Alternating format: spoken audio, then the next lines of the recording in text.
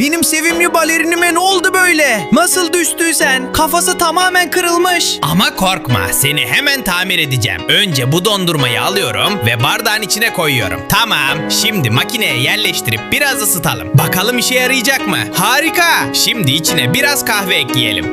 Kahve bitmiş. Çıtır patates cipsleri ekliyorum. Vay canına, yepyeni bir yüz oldu. Hadi şimdi kafasını dikkatlice yerine takalım. Süper.